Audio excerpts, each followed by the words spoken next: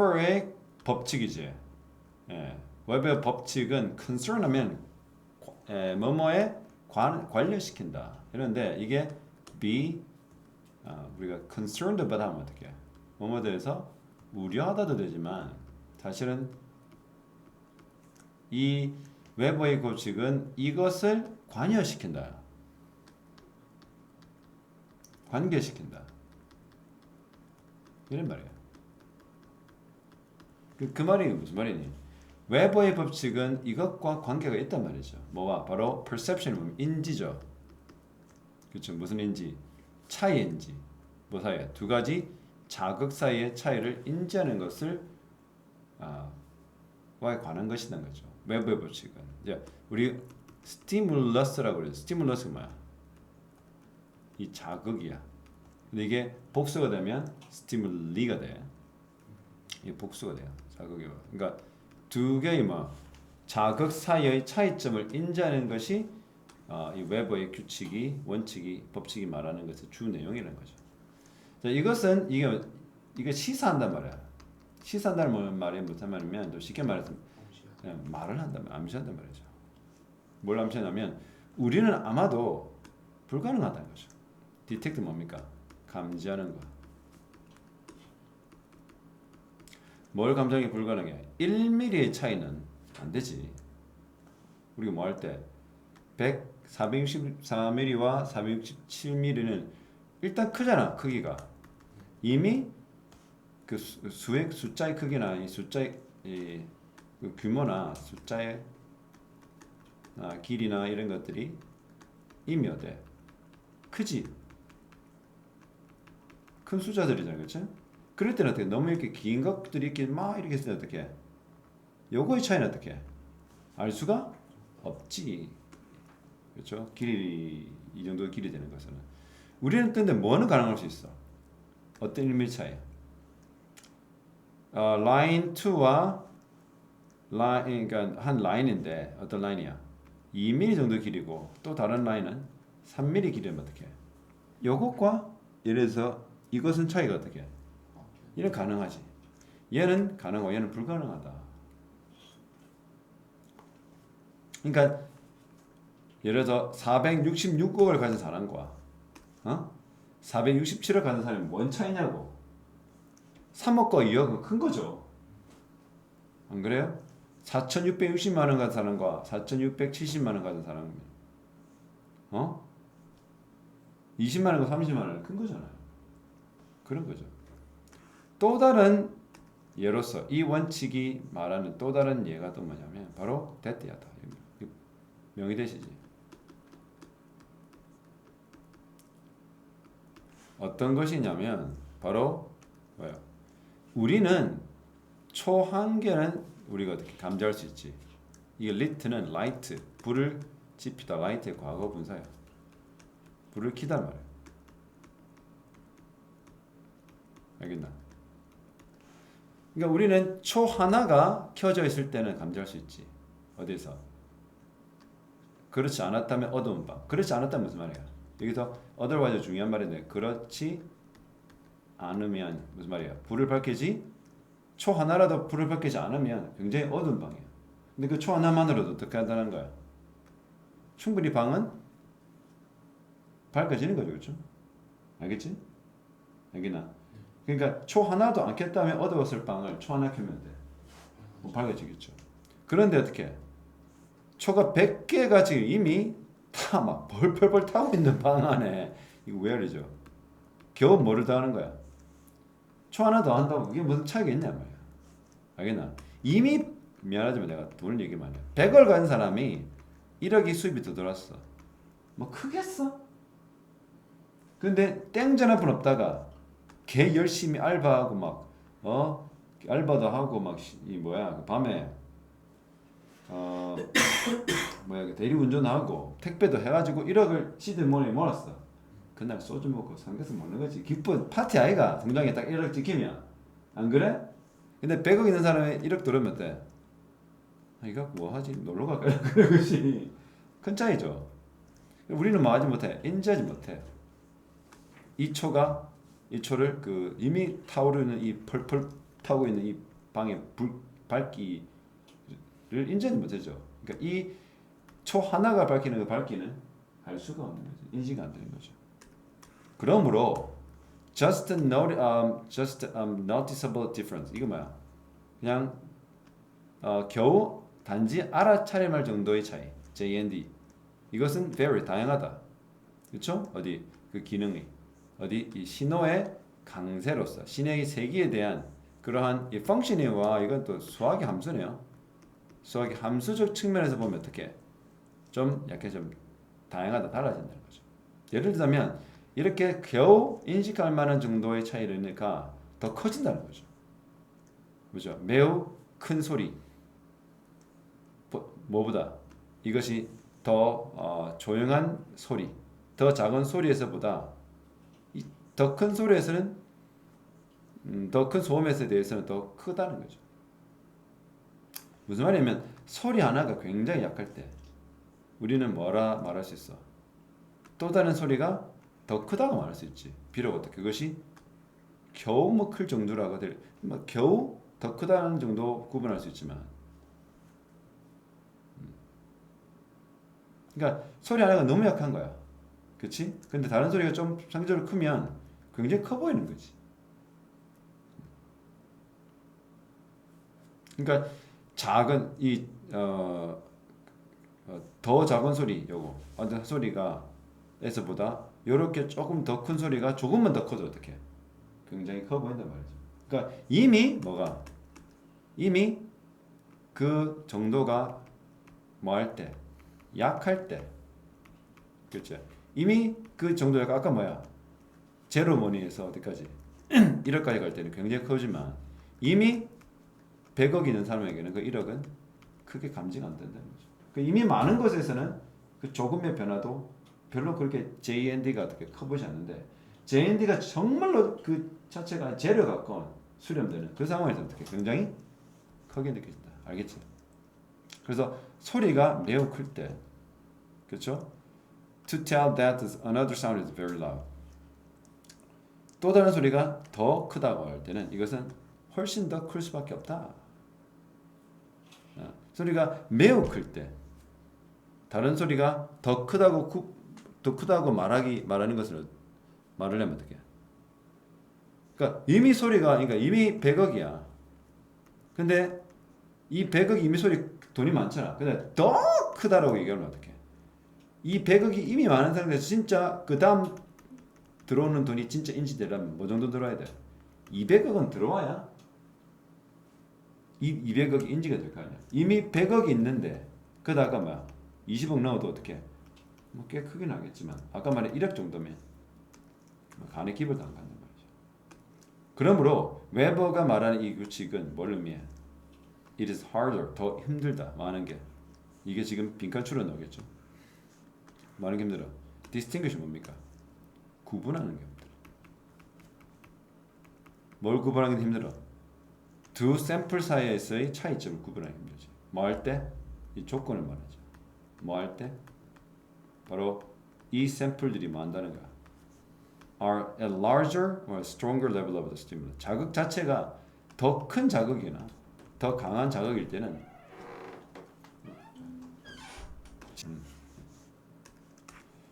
자, 37번이죠? 봅시다. 자, 과학적 연구가에 관한 한 이게 is concern은 아까 말했죠. 몸에 관심이 있다라는 말도 되지만 뭐뭐에 관한 한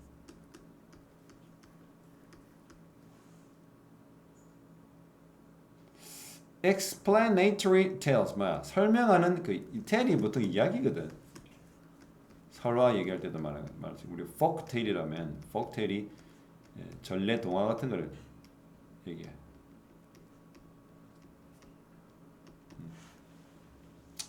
그러니까 설명을 막 하는 이야기들은 are expected 뭐뭐하도록 예상된단 말이죠. adhere는 이게 뭐뭐에 붙다, 뭐뭐에 고수하다, 뭐뭐에 들어붙다. 우리가 뭐 stick to하고 비슷해요. 그러니까 뭐뭐를 계속 뭐 이렇게 바꾸지 않고 그 규칙을 이어간단 말이죠. 아주 긴밀하게 어디 experimental data 바로 실험적 데이터에 충실할 수밖에 없다는 거죠. 또 이게 to 부동사에게 이렇게 병렬해져. 그러니까 설명하는 이야기들은 실험에서 생긴 그 데이터를 고수한다. 데이터에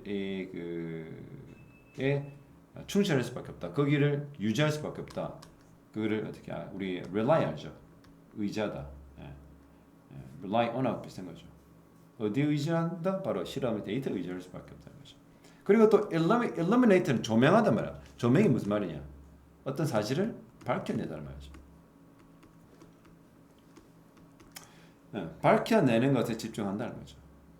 뭐 규칙적이고 예측 가능한 특징들, 그렇죠.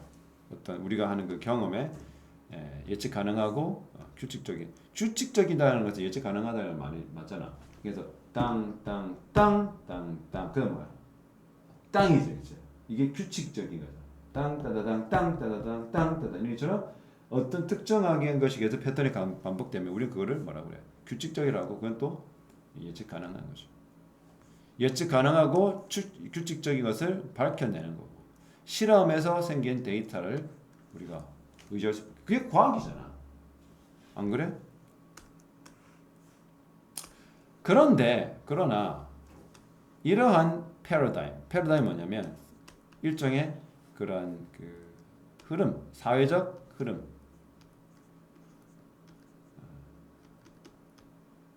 사회적 기조, 그 당시에 가장 팽배한 사회적인 어떤 그 움직임의 흐름을 우리가 패러다임이라는데, 자 이것은 뭐냐면 가끔은 컨실은 뭡니까? 감추다 말입니다.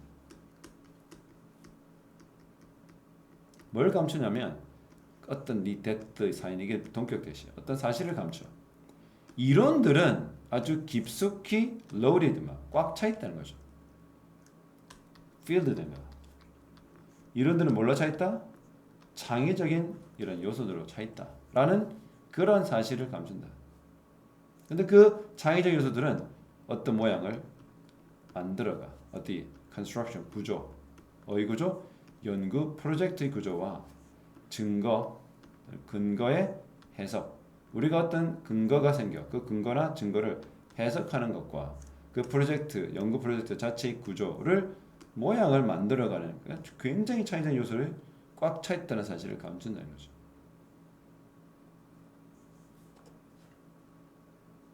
오케이? 이게 말이 무슨 말인지 어렵기 때문에 다시 한번 보자는 거죠. 이러한 패러다임은 어떤 패러다임? 위에서 말한 얘기 뭐야? 우리가 설명하는 이야기들은 어떻게 해야 돼요? 데이터에 의존해야 되고 또 뭐야? 뭐 한다는 거야? 위에 뭐라고 그랬어? 데이터에 의존하고 이런 우리가 아는 경험에 이런 예측 가능한 특징들과 규칙적인 특징들을 밝혀야 된다라는 것이 그런 explanatory tales가 가져야 될 측면이다.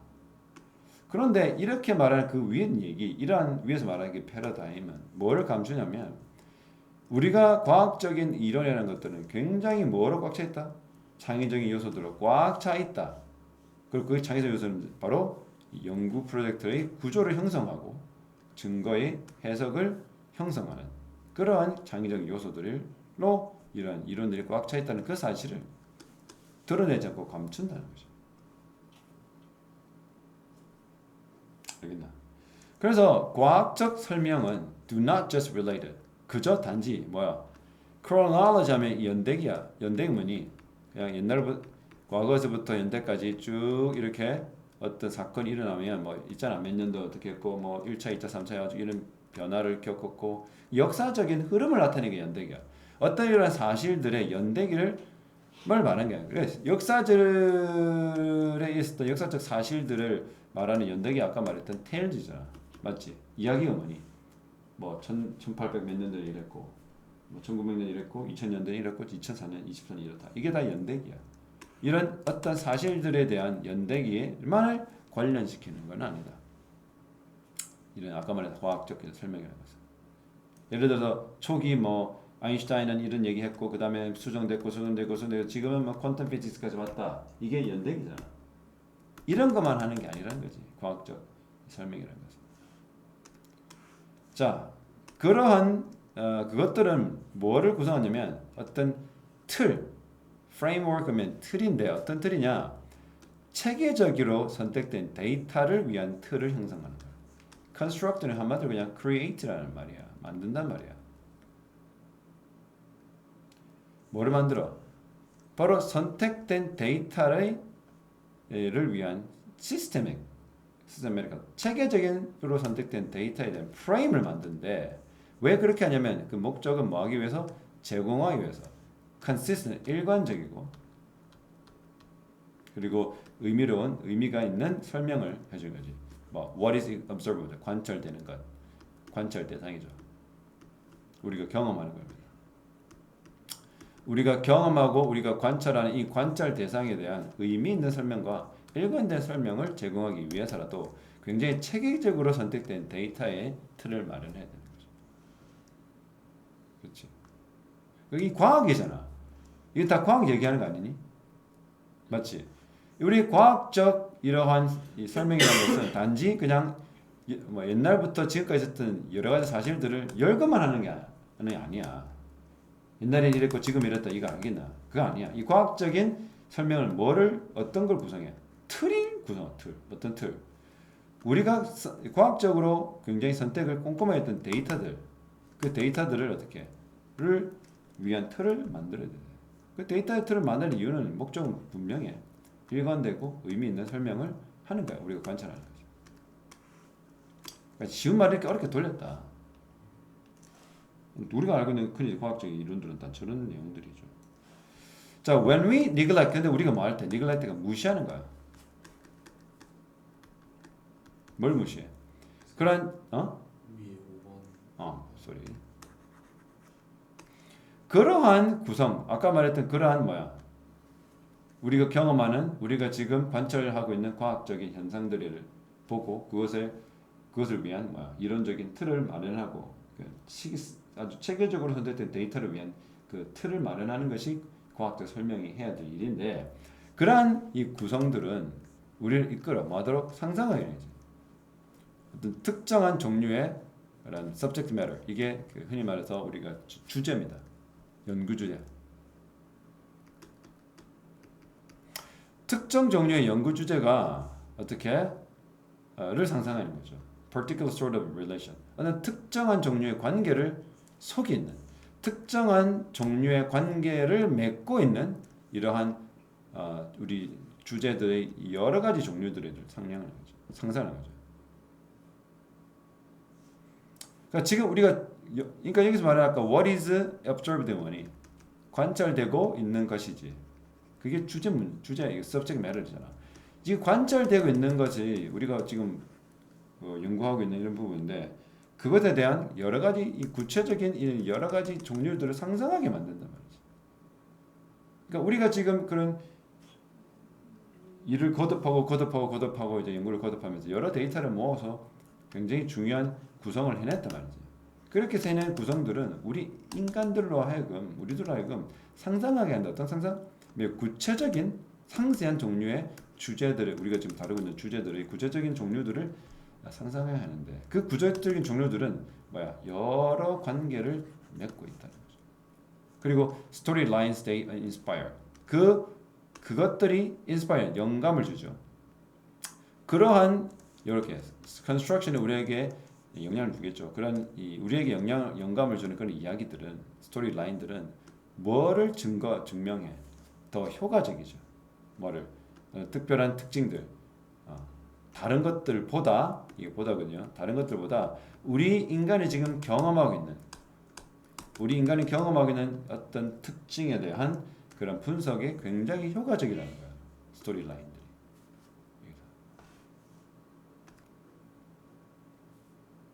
그러니까 지금 이 구성이 다시 돌아가죠. 이게 무슨 구성이냐? 우리가 지금 처음부터 하면 우리가 과학 연구라면 결국 뭐야? 이야기를 해야 된단 말이에요. 설명을 통한 이야기를 한다면. 근데 그 설명을 통해 이야기할 때는 그냥 주관적인 그 썰푸는 게 안 돼. 뭐 해야 돼? 철저하게 실험 데이터를 기반으로 해야 되지. 그리고 그 안에 규칙성과 예측 가능한 특징들을 설명해 줘야 된단 말이에요. 그런데 이러한 패러다임에 가끔은 뭘 가리고 있다? 이 이론들이라는 것이 깊이 여러 가지 창의적 요소를 꽉 채우고 있다는 거죠. 그래서 그 창의적 요소 자체가 어떻게 해요? 연구 프로젝트의 구성을 만들어주고 그런 증거를 해석하는 데 도움이 되는 이러한 창의적 요소들을 꽉 차고 있다는 그 사실을 자꾸 감춘다는 거죠. 이런 패러다임. 이렇게 이제 계속 사회적으로 이렇게 과학적 연구를 이렇게 하고 있다는 거예요. 근데 과학적 실험이, 과학적 설명이라는 것은 단지 뭐 하는 거 아니야. 그냥 옛날부터 지금까지 어떤 그런 이야기를 썰을 푸는 것만을 얘기하는 건 아니에요. 이런 과학적 설명이라는 것은 반드시 뭐를 구성해야 돼? 이런 철저하게 우리 시스템에 골라진 데이터를 위한 틀을 마련해야 돼. 왜? 그래야 우리에게 일관적이고 의미 있는 설명을 우리가 관찰하고 있는 것을 해줄 수 있으니까. 그렇게 틀을 마련, 이렇게 이런 구조를 그 틀을 마련해야 된다. 틀을 구성해야 된다. 그렇게 생긴 이 구조적 틀 구성은 우리가 상상하게 하는 거야. 모든 종류의 우리가 지금 주제를 삼고 있는 것들의 여러 가지 종류들. 근데 그 여러 종류가 사실은 다른 것과 여러 관계를 맺고 있다는 말이지. 상상을 해야 돼. 상상한다는 무슨 말이야? 아, 지금 내가 이 연구하고 있는 것들이 앞으로 이러이러해지겠구나라고 생각을 하는 거지. 알겠지? 그렇게 하지 않으면 실험이 이제 과학 실험이 재미가 없겠죠. 그래서 그들이 제공하고 그들이 영감을 주는 그런 스토리라인은 사실은 굉장히 더 효과적이더라. 이 스토리라인 뭐니? 아까 말했던 체계적으로 선택된 데이터를 기반으로 틀을 많이 한 것들이야. 그 속에는 일관적이고 의미 있는 설명을 담고 있는 거지. 그래서 우리가 지금 경험하고 있고 우리가 실험하고 있는 것들에 대한 여러 과학적 특징들을 분석하는 데 굉장히 효과적인 것이라고 하는 것으로 증명이 됐다. 자, when we neglect, 우리가 뭐 할 때?